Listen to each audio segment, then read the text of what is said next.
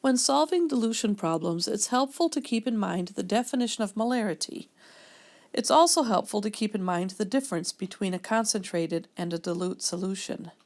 The concentrated solution has more moles of solute in the given volume of solution. As you're solving a dilution problem, there is always a connection between the two solutions, and that connection is the number of moles of solute that you transfer from the concentrated to the new solution.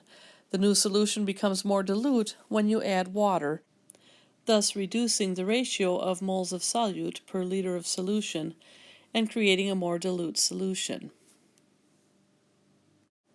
Consider a half a liter of 1 molar sodium chloride. If we add more solvent, which is water, to change the final volume to 1 liter, the amount of solute, sodium chloride, has not changed. However, the ratio of solute to solvent has been cut in half. We can also do a calculation for this, in which we find that the original solution of 500 milliliters had 0.50 moles of sodium chloride. Taking into account the new volume after the dilution, our new molarity is 0.50 moles in 1 liter of solution, which is 0.50 molar. Let's apply what you've learned to an actual dilution problem now. When you're reading through these problems, you have to form a mental picture of what's going on.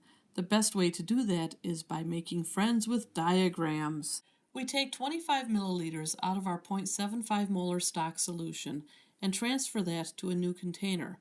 Water is added until the final volume is 400 milliliters. The molarity of your final solution is determined by the moles of solute you put into it, divided by the liters of solution that you have made. To do the actual calculation, we go back to the problem to figure out how many moles we took out of the stock solution. In this case, we can see that 0.75 molar times 0.025 liters will give us 0.01875 moles of solute. Remember, the moles of solute we took out of the concentrated solution is how many moles we put into the new solution. We go back to the problem to check on the final volume and see that it is 400 milliliters. So the final molarity is the moles divided by 0.4 liters. Check for sig figs and you've got it made.